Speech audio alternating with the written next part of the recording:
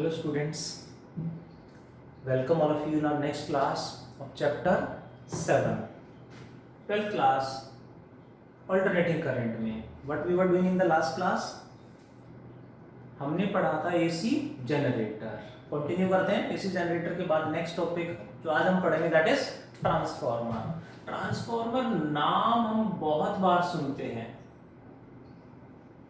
Transformer बहुत बार हमने नाम सुना है. What is a transformer? Definition, principle, construction, diagram, working सब हमें डिटेल में पढ़ना है. Uses, let us discuss one by one. Transformer क्या होना चाहिए? घरों में कई सारे डिवाइस में लगा होता है. हमारी कॉलोनी के बाहर, अपार्टमेंट के बाहर लगा होगा ट्रांसफार्मर. उसका यूज क्या है, पर्पस क्या है, वो भी सीखेंगे. पहले ट्रांसफार्मर के बारे में सीखते हैं. छोटा सा एग्जांपल दे दूं. हमारे घरों में सबके पास कोई ना कोई मोबाइल चार्जर अक्सर खराब हो जाते हैं. पुराने मोबाइल चार्जर कहीं ना कहीं कबर्ड में किसी सबके घर में जरूर मिलेंगे.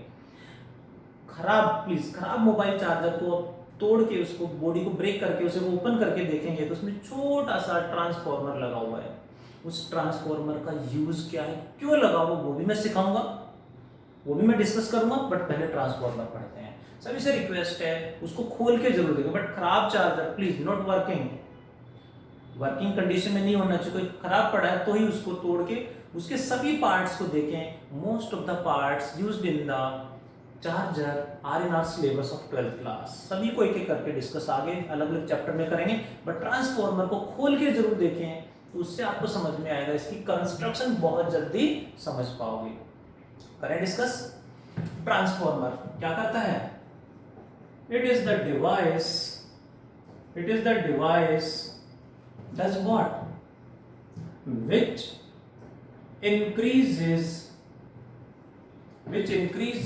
or decrease the voltage. Transformer is the which increase or decrease the voltage. इसमें थोड़ा सा पॉइंट और ऐड करूंगा. कई बार बच्चे बोलते हैं कि करंट क्यों नहीं. मेन पर्पस वोल्टेज का है. हालांकि करंट को भी चेंज करता है ये, बट पर्पस क्या है? वोल्टेज को इंक्रीज या डिक्रीज करना. बट जब वोल्टेज इंक्रीज या डिक्रीज होगा तो करंट में कैसे चेंज आएगा? I will prove then I will write. पहले प्रूव करेंगे उसको फिर समझाऊंगा. व्हाट इट मेन काम क्या है, मेन पर्पस क्या है?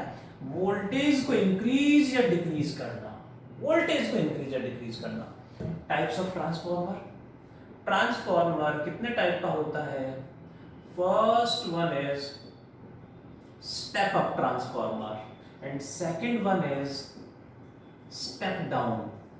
नाम से ही शायद आप रिकॉग्नाइज कर पा रहे होंगे, समझ पा रहे होंगे. स्टेप अप मतलब जो वोल्टेज को अप कर दे, इंक्रीज कर दे. Voltage increases. Step up transformer voltage को इंक्रीज करेगा. स्टेप डाउन क्या करेगा? डिक्रीज करेगा, डाउन करेगा. Voltage decreases in step down transformer. What it कैसे अप या कैसे डाउन करेगा वो वर्किंग में समझेंगे. What is its principle? इसका प्रिंसिपल क्या होगा? A transformer is based on mutual induction. अभी म्यूचुअल इंडक्शन क्या होता है वो समझते हैं. म्यूचुअल इंडक्शन हम पढ़ चुके हैं चैप्टर 6 में. क्या होता है? When magnetic flux phi b across a coil, when magnetic flux across a coil is changed by the neighboring coil, is changed by nearby coil, or we can say neighboring coil. किसी भी coil में जब magnetic flux nearby coil से change हो जाएगा, change by neighbouring coil, then current और EMF is induced in the coil. Current और EMF is induced in the coil. This is mutual induction principle of transformer. Let's talk about the construction, construction क्या होगी? Construction has three parts.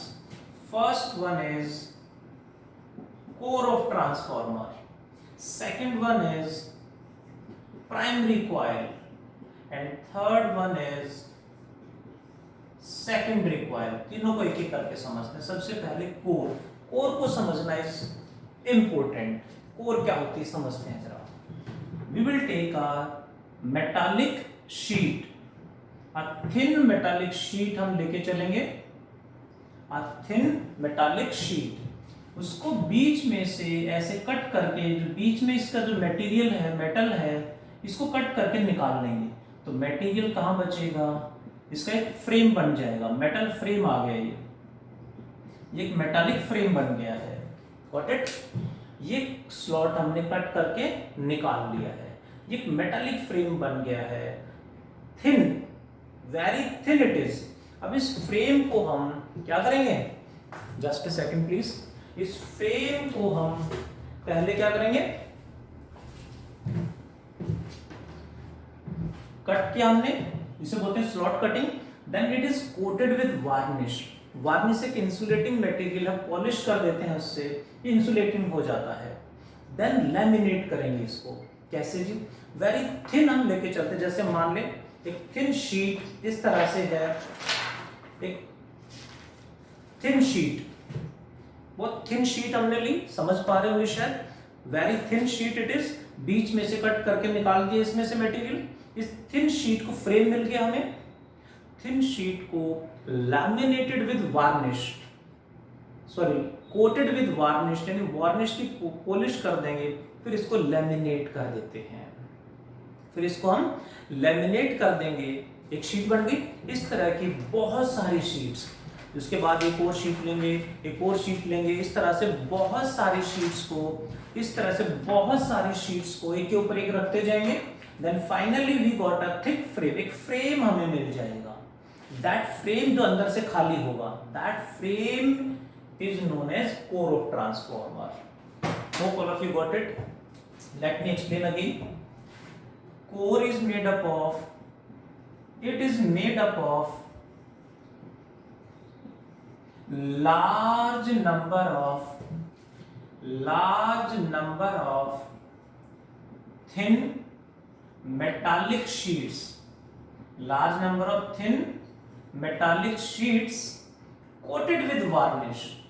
Coating किससे किया? Varnish से. coated with varnish and उसके बाद क्या कर देंगे? लैमिनेट कर देंगे. Coated with varnish and laminated. Thin sheet है, सबको वार्निश से कोटिंग की, फिर लैमिनेट किया और फिर एक के ऊपर एक ज्वाइन करते चले गए. तो एक थिक फ्रेम हमें मिल जाएगा. Laminate, varnish and laminated and joined together. Joined together, दोनों सबको आपस में ज्वाइन कर देंगे. तो हमें जो भी थिक फ्रेम हमें मिलेगा, that is known as core of transformer. Metallic sheets में जनरली हम सॉफ्ट आयरन यूज करते हैं. जनरली सॉफ्ट आयरन हम यूज करते हैं. सॉफ्ट आयरन का फ्रेम हम बनाते हैं. Hope you understand. वार्निश की कोटिंग या लैमिनेट क्यों करते हैं, आई विल एक्सप्लेन लेटर. इसी टॉपिक में हम डिस्कस करेंगे उसे. Got it. Second is primary coil. What is primary coil? इसके ऊपर large number of turns of thick insulated copper wire bind up कर देंगे across which AC input apply करेंगे. जहां क्या अप्लाई करेंगे? एसी इनपुट अप्लाई करेंगे. AC input is applied. जहां एसी इनपुट अप्लाई करेंगे उस कॉइल को बोलेंगे primary coil. What is primary coil? It is made up of, primary coil is made up of large number of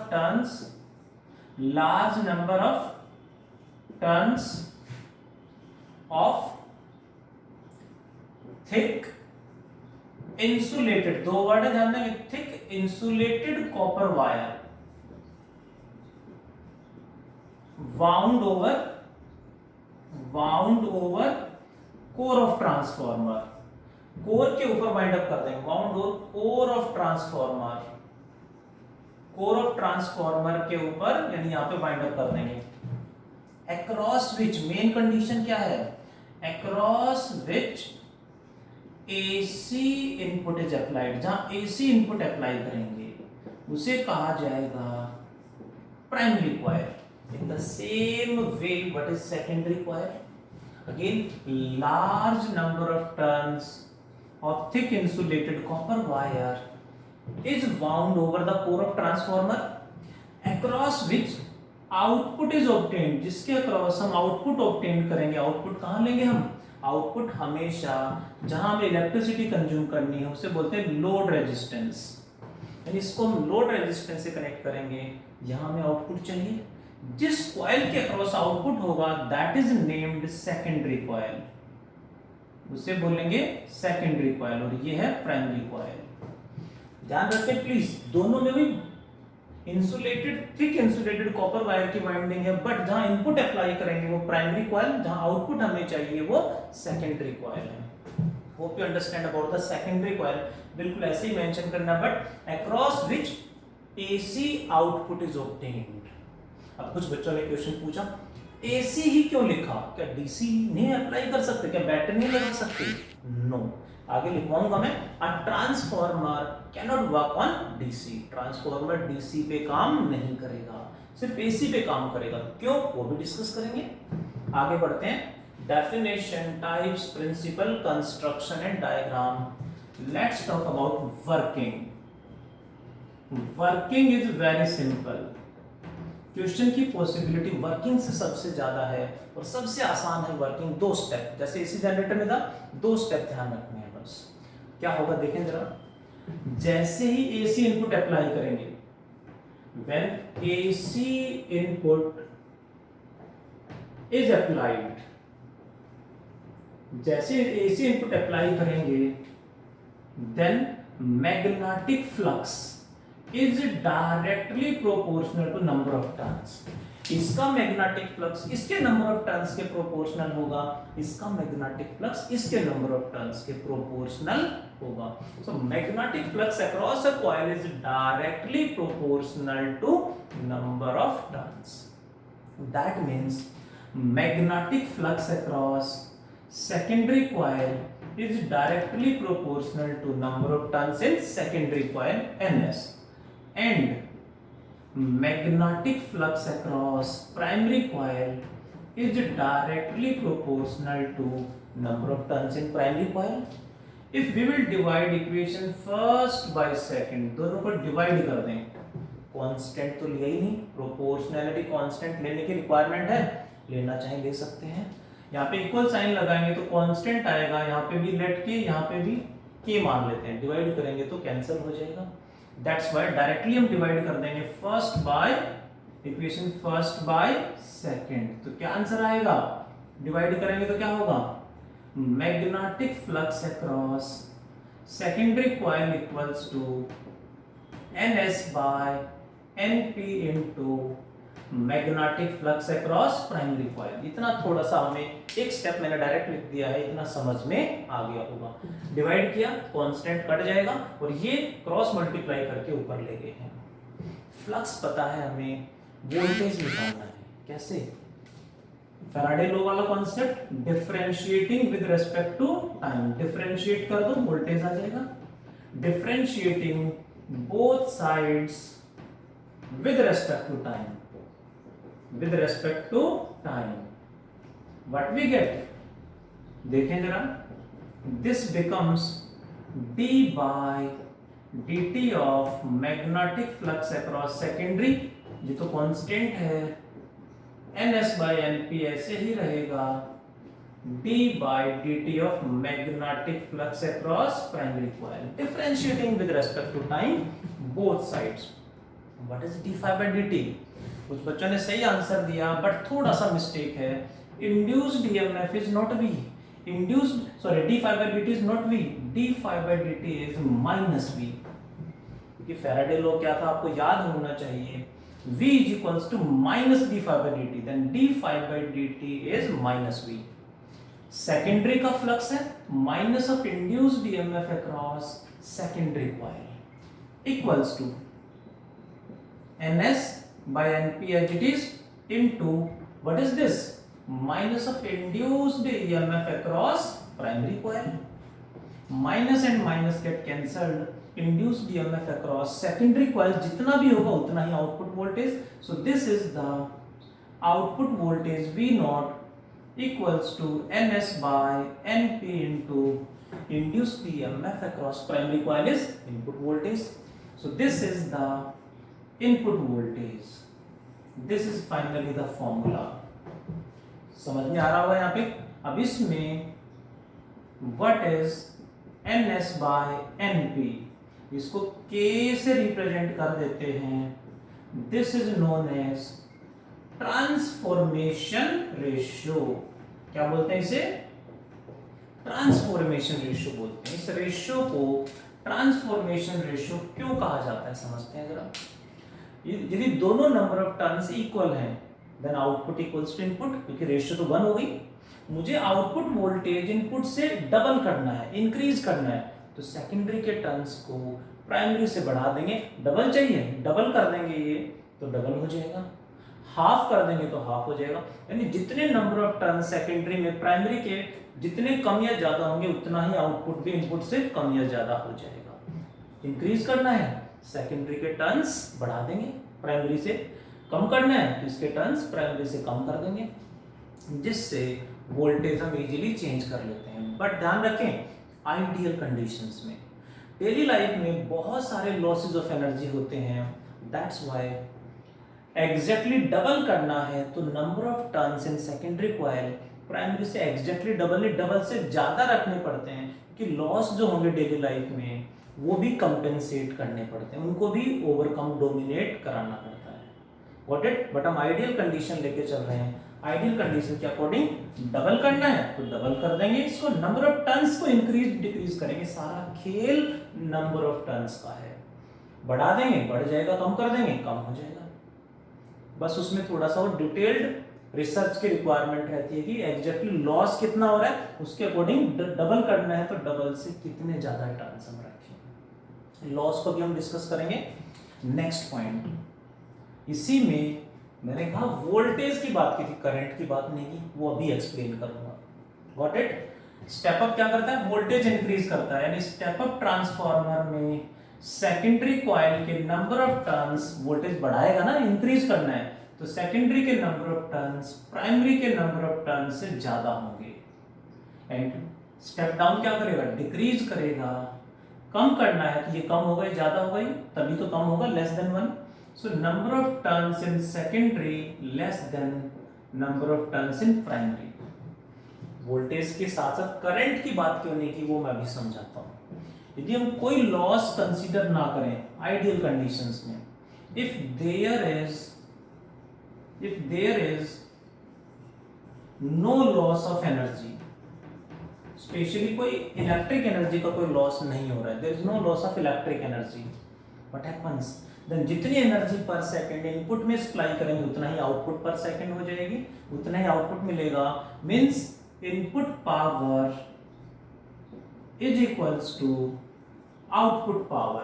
दोनों equal होंगे. Input equals to output power. Power का formula voltage into current. Input power V I, output power V into I. Output है तो note लगा देते हैं, output input. बाकी आपकी चॉइस है V1 I1 V2 I2 जैसे मर्जी लिखें. What is this?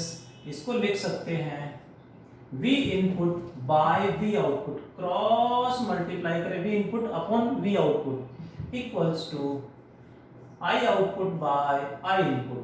ध्यान से देखें तो input voltage is inversely proportional to input current. Output voltage is inversely proportional to output current. You got surprised. ध्यान से देखेंगे तो voltage is inversely proportional to current. Voltage current के inversely proportional कैसे हो सकता? हमने ओम्स लॉ पढ़ा होगा. ओम्स लॉ क्या था? V proportional to I. But ये तो inversely आ गया. How will you justify this one? Let me explain. Actually, Ohm's law is valid when resistance R is constant. V proportional to I. If R resistance is constant, but power यदि constant है, हमने input और output दोनों power equal ले लिया, मतलब power constant है. Power constant है तो फिर V प्रोपोर्शनल टू I नहीं होगा, V inversely proportional to I होगा. यानी कांस्टेंट कौन है उसके अकॉर्डिंग हम एक्सप्लेन करते हैं. प्रोपोर्शनैलिटी कांस्टेंट चेंज कर दोगे तो प्रोपोर्शनैलिटी कंडीशन भी चेंज हो जाएंगी. यहाँ हम आइडियल कंडीशन में कोई लॉस ऑफ एनर्जी नहीं हो रहा है, तो जितनी पावर यहाँ उतनी ही पावर यहाँ, दोनों का प्रोडक्ट सेम है. हमें वोल्टेज बढ़ाना है, हमें वोल्टेज इंक्रीज करना है, तो ऑब्वियसली टोटल तो कांस्टेंट है ना. अब इसको बढ़ाना है तो इसको कम करना पड़ेगा, क्योंकि दोनों का प्रोडक्ट तो कांस्टेंट है. पावर तो एनर्जी तो उतनी ही है. दैट्स व्हाई वोल्टेज बढ़ाना है तो करंट को कम करना पड़ता है. करंट कम हो जाता है अपने आप इसके अंदर, और वोल्टेज कम करना है तो करंट बढ़ जाता है. इनवर्सली प्रोपोर्शनल है. अब मैं डेफिनेशन को थोड़ा सा और जस्टिफाई करता हूँ. Transformer is the device which increases the voltage by decreasing current. Main purpose अब भी वोल्टेज है, और decreases the voltage by increasing current. ऐसे इसको और डिटेल में लिख सकते हैं, आपकी चॉइस है. इतना लिखेंगे तो भी फुल मार्क्स मिलेंगे, बट पूरा लिखेंगे तो थोड़ा सा और अच्छे से आपको जस्टिफाइड आंसर मिलेगा. Transformer increases the voltage by decreasing current, और decreases the voltage by increasing current. क्यों ऐसा हो रहा है? एक्सप्लेनेशन हमारे सामने है, प्रूफ हमारे सामने है. What it about the basic points of transformer. Working यही तक है, तो एडिशनल पॉइंट्स हैं. One more additional point. A transformer, please कोई डाउट है तो जरूर भेजें अपने डाउट्स जरूर शेयर करें. I will reply. A transformer can't work on DC. Transformer DC पे काम नहीं करेगा, यानी यहाँ बैटरी लगा रहे तो काम नहीं करेगा. व्हाई? बिकॉज इसका प्रिंसिपल इज म्यूचुअल इंडक्शन. और म्यूचुअल इंडक्शन कब होगा? जब मैग्नेटिक फ्लक्स चेंज होगा. डीसी तो कांस्टेंट होगा, कांस्टेंट है तो फ्लक्स भी कांस्टेंट. फ्लक्स चेंज नहीं करेगा तो म्यूचुअल इंडक्शन नहीं होगा, ईएमएफ या करंट जनरेट या इंड्यूस नहीं होगा. So transformer can not work on DC. Transformer DC पे काम नहीं करेगा. Got it? Next point. क्यों नहीं करेगा आपको समझ में आ गया होगा. कुछ इस तरह के इंपॉर्टेंट पॉइंट जो हमें ध्यान रखने हैं. ट्रांसफॉर्मर की definition, types, principle, construction, working आपके सामने है.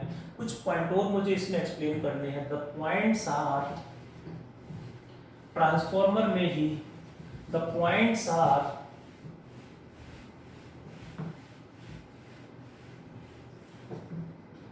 Losses in a transformer. किसी भी ट्रांसफॉर्मर में लॉसेस क्या क्या होते हैं देखिए जरा. Energy losses is better one. Energy losses in a transformer. किसी भी ट्रांसफॉर्मर में एनर्जी लॉस कैसे और कौन कौन से होते हैं. Late me explain one by one. First one is copper loss. Second one is iron loss. Third one is hysteresis loss. Fourth one is flux loss. And one more there is humming loss. Next one is humming loss. क्या है सभी एक एक करके discuss करेंगे. सबका meaning क्या है जल्दी से डिस्कस करते हैं. What are the losses in a transformer. कई बार बोर्ड एग्जाम में क्वेश्चन, जैसे ट्रांसफॉर्मर से 1 मार्क का क्वेश्चन डालना है तो क्या करेंगे, लॉसेज से डाल देंगे. कई बार क्वेश्चन आ चुका है. आयरन लॉस पे, कॉपर लॉस पे कई बार क्वेश्चन आ चुका है. सबका मतलब समझते हैं. ट्रांसफॉर्मर में कॉपर कहाँ था? कॉपर की हमने वाइंडिंग की थी प्राइमरी एंड सेकेंडरी कॉइल में. तो कॉपर वायर आप देखते हो ट्रांसफॉर्मर कुछ टाइम बाद गर्म हो जाता है, जो ट्रांसफॉर्मर गर्म हुआ है, जो उसकी प्राइमरी सेकेंडरी कॉइल गर्म हो गई, हीट प्रोड्यूस हो गई है, वो कहां से आई? इलेक्ट्रिसिटी ही तो इलेक्ट्रिक एनर्जी हीट एनर्जी में कन्वर्ट हो जाती है। कहां कन्वर्ट हुई है? कॉपर वायर्स में। कॉपर गर्म हो जाता है कॉपर वायर्स में, तो जितनी भी हीट प्रोड्यूस हुई है that is loss of electric energy. So copper loss is the loss of electric energy, loss of electric energy in the form of heat। कहां पे? in the form of heat across copper wires। copper wires कहां है? Primary and secondary coil में। जो copper wires है उनमें heat जितनी भी प्रोड्यूस हुई है वो इलेक्ट्रिसिटी का वेस्टेज है, that is copper loss. Next, इसलिए हमने वहां पे थिक इंसुलेटेड कॉपर वायर ली थी जिससे रेजिस्टेंस कम होगा, हीट कम प्रोड्यूस होगी। Next, what is iron loss? Iron कहां था? सॉफ्ट आयरन कहां था? कोर ऑफ ट्रांसफार्मर हमने सॉफ्ट आयरन का बनाया था। हम देखें कुछ टाइम बाद सॉफ्ट आयरन भी गर्म हो जाता है, सॉफ्ट आयरन भी गर्म हो जाता है, यानी उसमें भी हीट प्रोड्यूस होती है। So what is iron loss? Loss of electric energy in the form of heat across the core of transformer.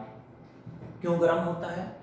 Iron loss क्यों हो रहा है? जो ट्रांसफार्मर का जो फ्रेम है, कोर गर्म क्यों हो रहा है? उससे रिलेटेड बोर्ड एग्जाम में क्वेश्चन पूछा गया व्हाई लैमिनेटेड कोर्स, मैंने कहा था ना मैं अभी आगे एक्सप्लेन करूंगा, why laminated cores are used in transformer.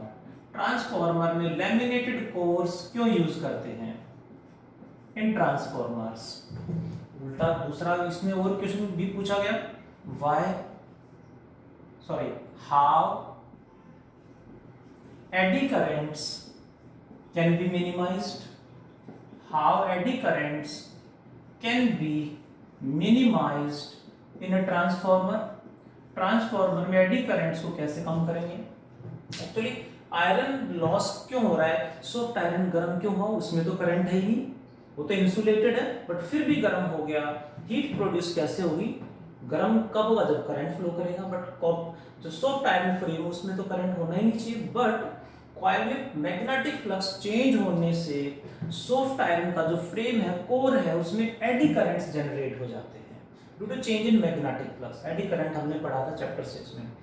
Magnetic flux change होने से सॉफ्ट आयरन कोर में एडी करंट जनरेट हो जाते हैं, और करंट जनरेट होगा तो हीट प्रोड्यूस हो जाती है।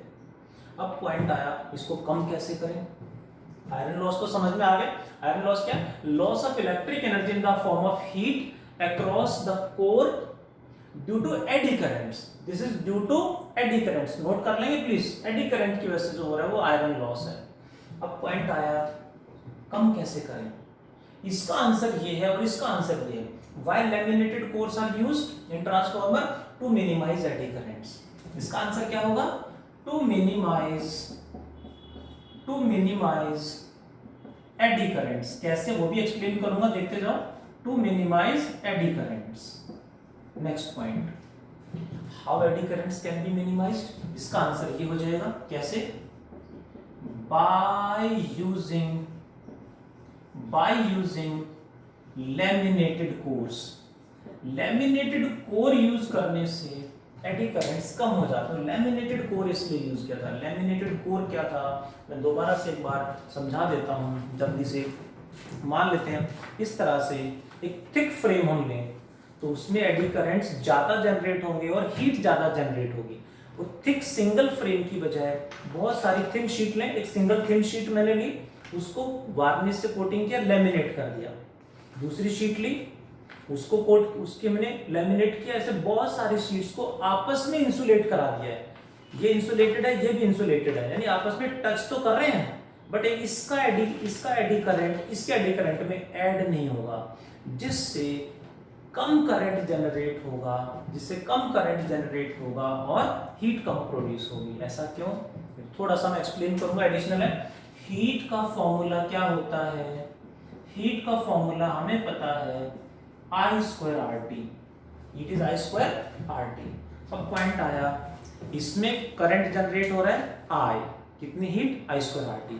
इसमें करंट जनरेट हो रहा है I, तो इसमें heat is I square RT, total heat produced is I square RT plus I square RT, but इनको लेमिनेट नहीं करते तो इसका करंट I, इसका करंट I, यदि लेमिनेट नहीं करते तो आपस में कांटेक्ट में आते, दोनों का करंट कितना हो जाता, दोनों का करंट हो जाता 2I। प्लीज ध्यान देंगे, दोनों का अलग अलग करंट ऐड करते हैं तो हीट प्रोड्यूस हो रही है I square RT plus I square RT, यानी कितना हो गया 2I स्क्वायर RT। बट इसी में जो दोनों शीट में लैमिनेट नहीं करते तो करंट कितना हो जाता मिलके I प्लस I 2I, तो हीट प्रोड्यूस हो जाती 2I का स्क्वायर होता, 2I का स्क्वायर इंटू RT, 2I का square is 4I square RT। यानी आप देखेंगे यदि लैमिनेट नहीं करते तो हीट प्रोड्यूस कितनी होती 4I स्क्वायर RT, लैमिनेट करने से 2I स्क्वायर RT, यानी हीट प्रोडक्शन कम कर दिया, हीट कम प्रोड्यूस होगी लैमिनेटेड शीट्स के अंदर। That's why laminated cores are used to minimize eddy currents. Again the same, इसी तरह से what is hysteresis loss, hysteresis loss क्या होगा भाई, loss of electric energy, loss of electric energy due to the magnetization and demagnetization of the core of transformer. What is flux loss? It is the loss of electric energy due to the loss in magnetic flux between primary and secondary coil. What is humming loss? Loss of electric energy due to the production of humming sound. That is complete about a transformer. आज इतना ही पढ़ते हैं, इससे related numericals next class में discuss करेंगे। Thank you all, take care.